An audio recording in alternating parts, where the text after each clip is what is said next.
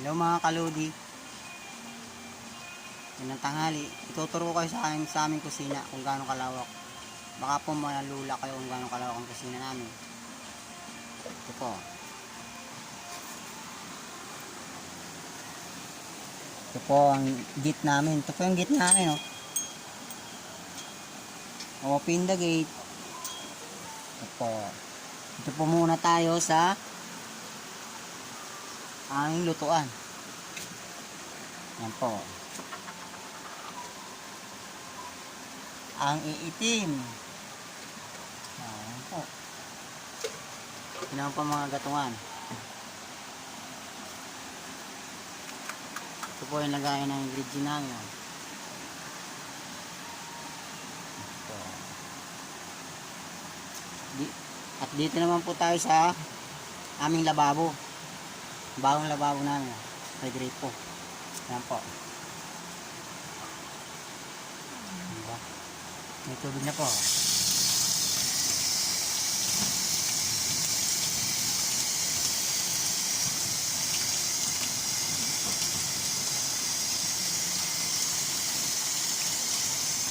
Po. Ito po yung mabasa namin. At sa plato naman po tayo. Ito yung plato namin. Ayan po. Yung plato namin.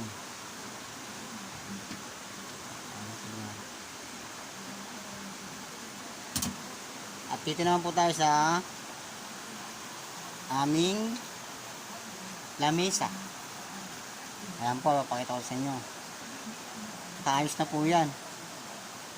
Mga kakarating na ng mga bagong order kong upuan. At saka yung bagong lamesa. Yan po. Ito po yung upuan ko. Dito po ako nakapwesto niyan. Nagkakain kami. Ito yung lamesa namin. Ito. Ito naman. Kuha ng mga anak ko. Yan po, hilera po yan. Ito. Yung isa dito naman po. Ito po, diba?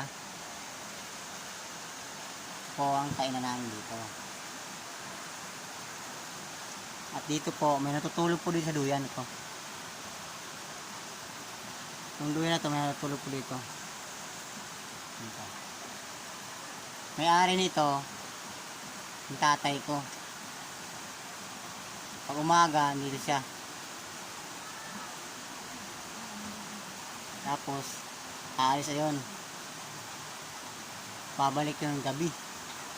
Hating gabi o kaya madaling araw, lasing. Araw-araw lasing, walang ibang ginawa kundi maglasing.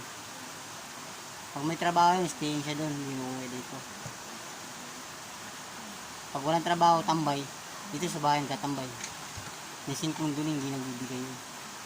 Kaya masama ang loob ko talaga doon. Makasariling tao.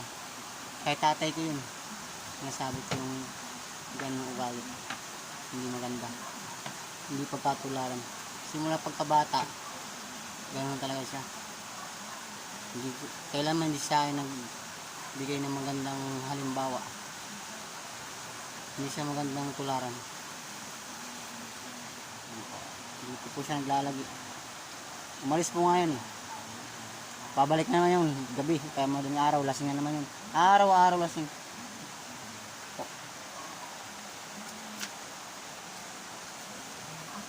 Kaya po, tira pa akong kanin. Kakape po tayo. Mga kalodi, kape po. Diba po, nakita nyo na po yung lamisa namin at saka yung CR namin. Pagkatabi lang. So po. Ito. Tapos ko lang maglaba kanina. Ito yung CR namin.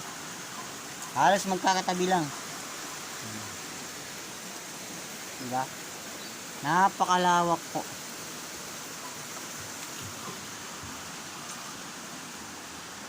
Ganyan po talaga ang buhay. Kasi siguro balang araw maayos namin itong bahay namin. Kaya Yun po, nasilip ko lang po sa inyo kung anong sistema po namin, ng kalagayan namin dito. Yun po. Sana po, huwag po kayo magsawang manood sa amin, sa akin, sa mga vlog ko po, sa mga videos ko po. Yan po. Maraming salamat po. Share lang po, sa like. Salamat po, mga kalodi.